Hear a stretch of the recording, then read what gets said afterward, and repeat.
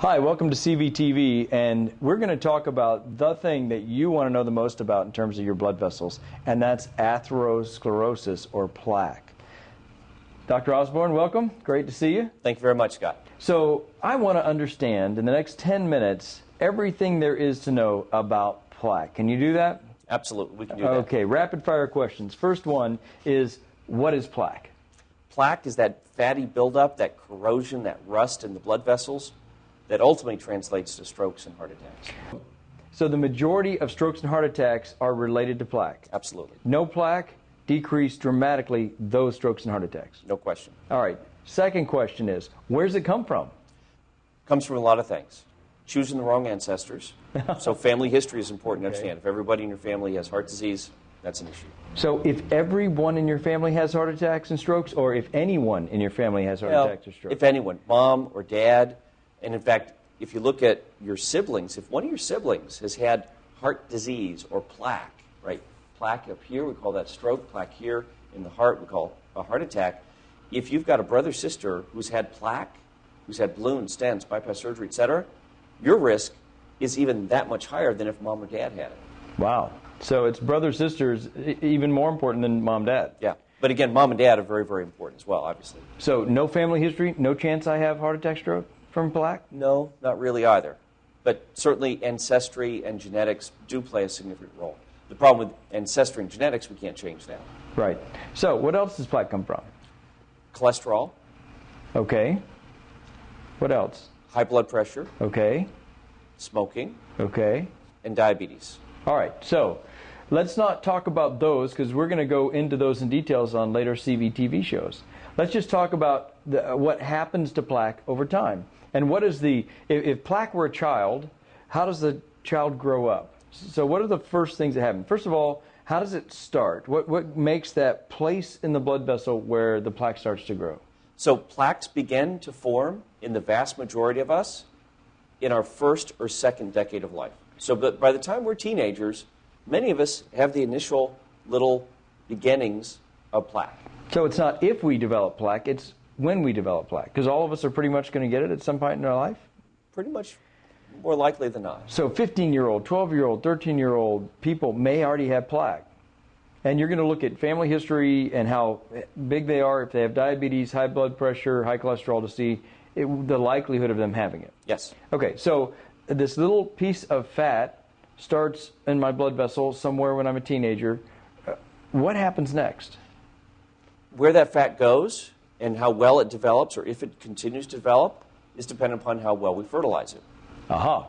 So fertilizers for plaque, high blood pressure, diabetes, cholesterol, and smoking are the biggest factors, and the factors that fortunately we can change and modify. So as this plaque, I'm picturing in my mind, if you will, a tube, a donut tube, and in the wall of the donut tube, I got a little bit of fat, and it's starting to grow. Does this hurt me? Am I going to go, oh, there's my Absolutely plaque not. again? No? No symptoms whatsoever. No, I don't even know You'd be completely unaware of it. Okay, well, that's scary.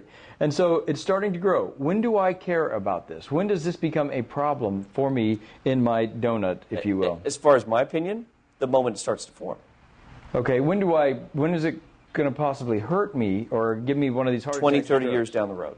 Wow, perhaps. So there's a whole window of time that if we do something about it, we could maybe stop it from growing as much? No question. And if we do a very good job, even help to reverse that plaque.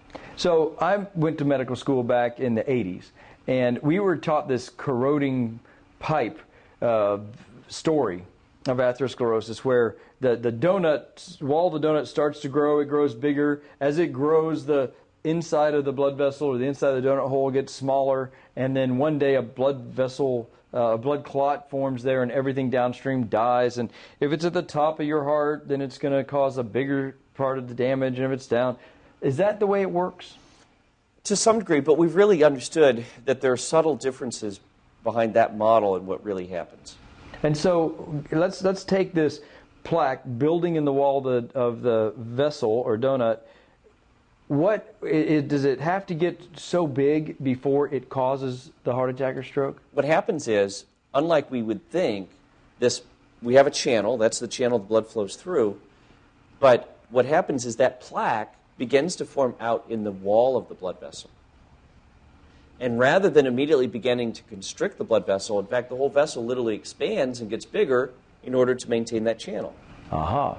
So we can have a whole lot of plaque out here and have no symptoms, be completely unaware of it. We have no signals. We have no evidence on stress tests. We have no chest pain as that plaque is beginning to grow. Wow. So the blood flow is still okay, but my pipe, if you will, is becoming sick. Yes.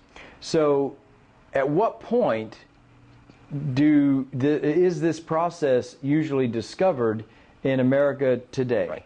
The vessel will expand. Now, there's a certain point at which it can no longer expand. It then begins to grow in and constrict that blood vessel.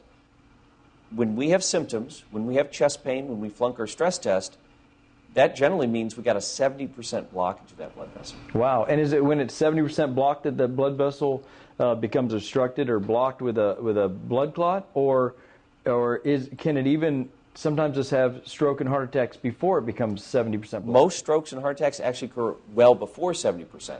So wait a minute. You just told me that the way that we figure out if it's blocked is we have you get on a treadmill, or we have you go through a nuclear stress test or an echocardiographic stress test, and that only shows up positive at 70%, and most of the heart attacks and strokes occur before 70%? That's correct. Well, how can we discover that? How can we figure that out?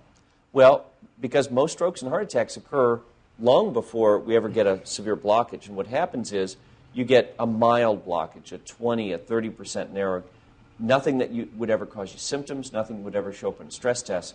But what happens is that plaque is mush, and it's unstable.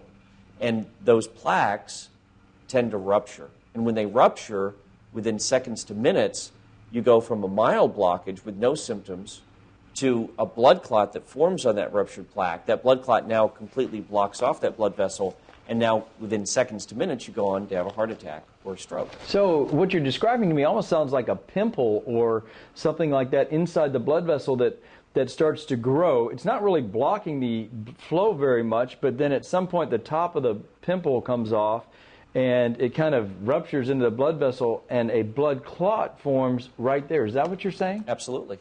Fascinating. So, well, I don't want that to happen to me, right? But I can't just do a stress test every year because we won't discover it in time.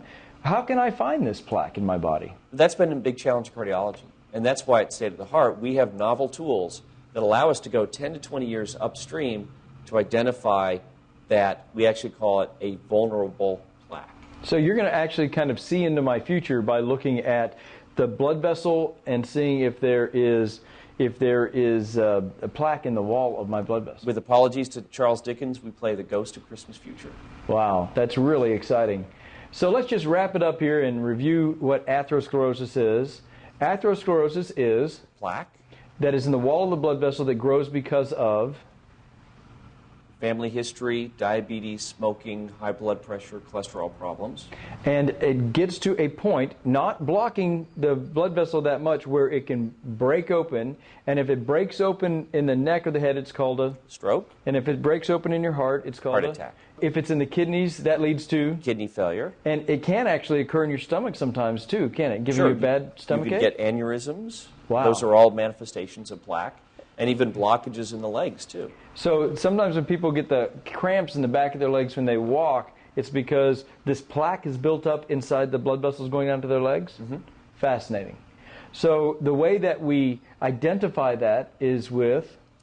We use tools that allow us to actually look directly at the blood vessels, not indirectly like stress tests, but directly at the blood vessels.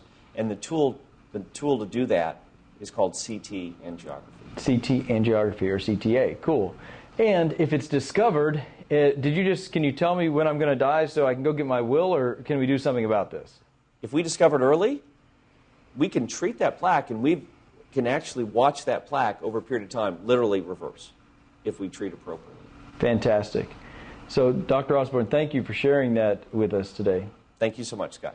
And for those of you watching CVTV, I have to confess, I knew the answers to a lot of these questions because a couple of years ago, Dr. Osborne did a scan of my heart and found plaque. And he put me on some aggressive medicines to treat me, and last Friday I had my scan again and there was no more plaque. He actually got rid of the plaque in my heart through the things that he knew and can teach me here at State of the Heart Cardiology. So I hope when you hear this, you ask the question, how much plaque do I have? And you'll strongly consider finding a doctor like Dr. Osborne and like State of the Heart so you can make sure that you don't have something happen that could have been prevented. Thank you so much for joining us on CVTV today.